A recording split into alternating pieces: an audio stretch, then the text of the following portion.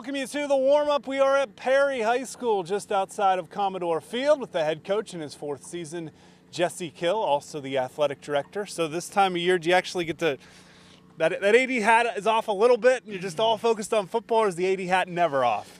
You know, the AD hat is never off. You can talk to anybody that's been in that position, and they can tell you that it's a full-time job. I still teach the 4 classes as well, so when it comes to fall, it's definitely a pretty busy time for me. But it is nice that it is fall weather and fall football, so can't complain with high school football coming around. Small senior class, you said 4 of them, right? 4 seniors. Guys that have been with me since their freshman year. Besides one. I'll tell you what, they're a group of great leaders. Yeah. Definitely more vocal than what we've had in the past. They're here, they're dependable. But we're going to have to rely on some of the younger guys. We're going to have a lot of thin resumes coming out on the field this year. So hopefully them young guys who are actually, I would say, are a lot bigger than the seniors that left last year. And you could say maybe by the time they're older, we'll be a little bit more talented as far as skill-wise. I mean, that last year's senior class, it was big, and they were dedicated and they were hard workers. But just a little bit more excitement with this young group coming in.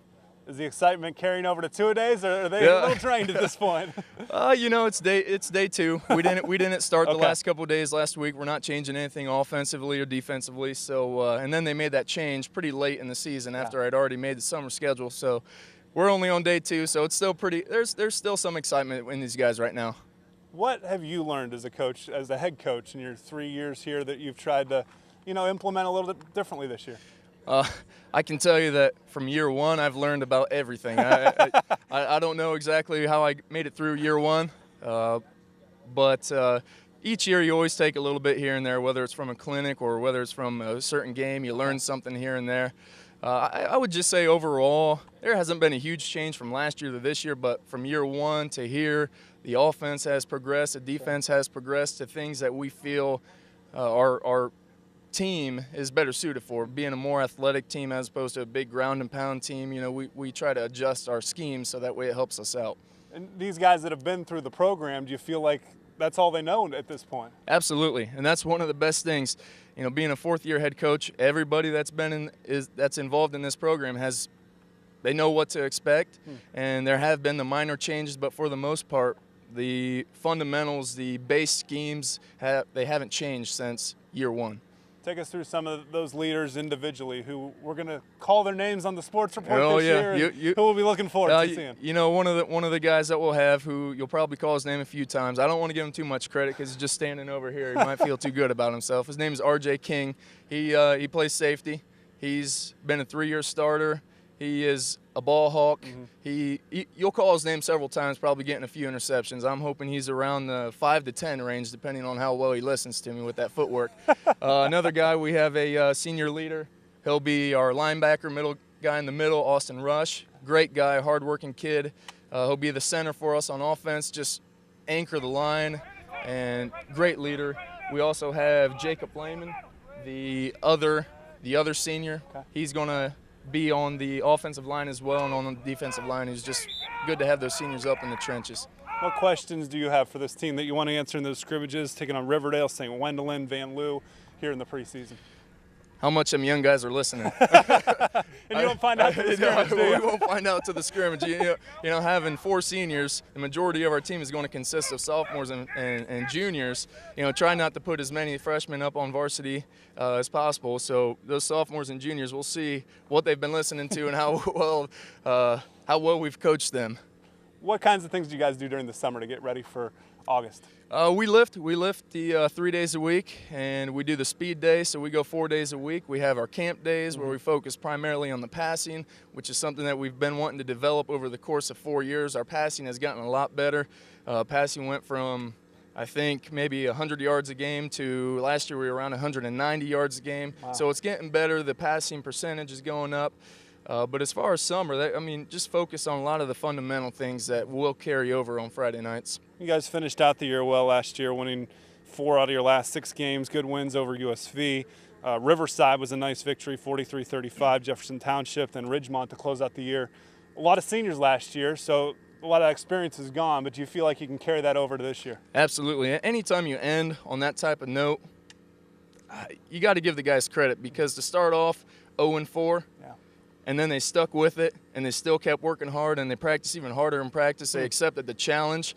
You know, that's something that I don't know we can say we've always done here. And the fact that we bounced back from 0-4 and end up winning 4 is something great, and it carries the momentum. And I think it gave these young guys that are going to be playing a lot of confidence. I'm sure a lot of that was the seniors wanting to finish strong, but as a coaching staff, how did you guys get them to come back basically and win those 4 games? Well, over the last few years, you know, the playoff picture has expanded a little bit, right. And we always try to say, hey, Perry has never been to the playoffs ever, never won a league title, and this is your last chance. With that big senior class, they were willing to put the extra effort in practice, and we, believe it or not, even at 0-4, we weren't completely out of the playoffs. You know, each year, the last 3 years, we went from 18th in the polls to 14th. Last year, we were 12th, and we were a play or 2 away from 2 games that probably would have put us right around that 8 or 9 bubble range. So having that playoff goal is really keeping these guys focused. Finally, you open with, 4 games at home out of the first 5. Nice to have some home cooking. Troy Christian, Scott, get the wheels rolling, hopefully. Yeah, it's nice to open up at home. It doesn't say a whole lot for the later half of this year. That won't be as nice going, but at least we'll have the nice warm weather for the crowd around here. The non-league games that we start with, Troy Christian, Toledo Scott, and Ayersville, they're all getting a lot better. In fact, Troy Christian didn't even have a team 2 years ago, and then last year I think they went 6-3 or so. Toledo Scott, the big city school from Toledo, they're picking things up as well. They were starting to win about an extra game each year over the last 4 years. Ayersville had a huge turnaround last year. I think they went 7-3 or 8-2. So those first three, they're going to be a little bit difficult. And then we start our first league with Sidney Lehman, who's just going to have almost everybody back. So it'll be good to see. It'll be a good test to start. Jesse Kill and the Perry Commodores excited for that Week 1 matchup with Troy Christian. When we return, Mark Kuhn stops by with a few of the players here on the warm-up on WSN.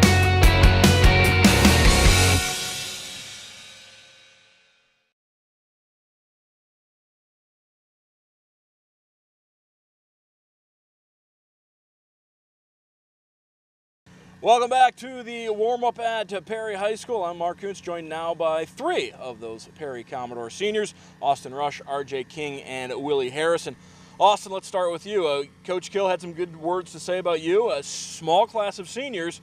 How much are you guys looking forward to putting your imprint of leadership on this Commodore program?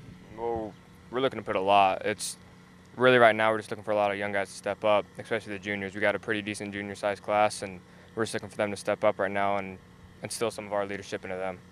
RJ, tell us about some of these young kids that are going to be getting a lot of varsity minutes this year. Well, you got John Hairston. He's pretty good. Well, you got Brandon Neal, too. He was a big part of the offense last year. Super fast, super strong. Squatted 405, actually, this year. It's pretty impressive for a junior. So, that's 2. Willie, what was the offseason like for the Commodores? Hard work, dedication, and staying focused. You guys have now been with Coach Kill, his 4th season now as Perry. What have you seen from coaches as he's kind of matured and gotten used to being the head coach here? We'll start with you, Austin. He's progressed a lot. He's really matured into that great coach, and I hope to go far with him this year. Obviously, RJ, you've also got Coach Lee on the staff as well. What does he bring to the defensive staff? I know a lot of enthusiasm with him. Oh, yeah, Coach Lee's a trip, man. He's very energetic, you can say that, and he has a lot of good stunts up front. He's smart. He's a smart guy. Willie, what are your goals for this season? Just have fun, enjoy playing with the team. That's it for real. RJ, what are you most looking forward to? Well, I'm looking forward to finish out my season with all my friends. I went to Perry my whole life with these guys, so I'm looking to finish it out strong with them, go to the playoffs for the first time. It should be fun. Austin, a couple weeks before that opener with Troy Christian, what do you guys need to work on the most between now and that opener? I think right now our biggest thing right now is just our defense right now. We just need to make sure we step up on that. Our offense seems pretty set. It looks like we're getting that down. It's our defense. We step up on that, we'll be good to go. Finally, RJ, take us through the NWCC. I mean, we know Fort Loramie and Sidney Lehman are awful good. Last year, you guys went 3-3 in conference, tied for 3rd. Do you think that's going to be a little bit of a stepping stone this season for you guys? Yeah. Well, you always got to worry about Sidney Lehman and and Fort Laramie. They're always going to be good, but you got teams like Waynesfield, Riverside's going to be much better this year, I think, and you got all the other teams. But yeah, USB, you're just going to have to beat them if you want to go to the playoffs for real. And that Week 6 match with Waynesfield Goshen is one of the games you'll be able to see on WOSN. We need to take a break from the warm-up. When we come back, we'll wrap it up with some more Converse here on W.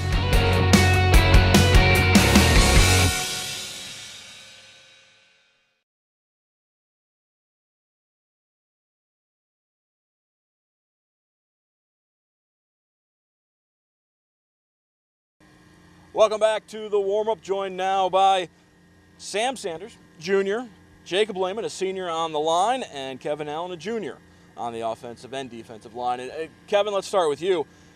This line, looks like you guys got a lot of guys coming back on the line. Is that going to be one of the strengths of this team? Yeah, I think it is. And we got, like, Willie coming in, and I think he might get some sacks in the backfield, a few tackles. He definitely needs to work on his footwork a little bit. Mm-hmm. Jacob, one of the four seniors on this team, these young guys, do you see a hunger in their eyes, ready to become varsity players? Yeah, I think a lot of young guys are ready to step up and really play a role on both sides of the ball. Last year had Corey go down and had a freshman quarterback, Plummet, come up and played really well. And so I think that inspired a lot of these other young guys to come up and do a good job. Sam, we know every time you're talking about a Division VII team, you have to be concerned with the numbers of kids who come out. You like where the numbers are this year for this Commodore program? Yeah, we have about 40 kids come out this year, and that's one of the bigger numbers we've had. In the last couple of years, we've been getting good numbers, but we had really good numbers this year. Obviously, you want to keep everybody healthy. That goes back to conditioning. What type of conditioning work did you guys put in over the summer? We had lifting almost every day and speed training almost every day, so we were working really hard in the weight room, and then we'd come out and work on our agility and speed, and then we'd come out for practice and just work hard and get ourselves in shape. You know, Jacob, obviously you've been through this a couple of years now. Start to get through the grind of two-a-days. What do you do in between practices to kind of keep your energy up but also keep your enthusiasm up? I just go around, I talk to the different guys and see how they're doing. Make sure young guys know what's going on the offensive and defensive side. And just if you ever need to get some energy, you just go talk to Coach Lee and he'll pick you right up. Absolutely. Kevin, a couple of weeks away from that opener against Troy Christian. I know that's a game everybody is looking forward to. Are there other games on the schedule that you're looking forward to? I'm really looking forward to Fort Laramie and Sidney Lehman because those are the two teams that we lost to.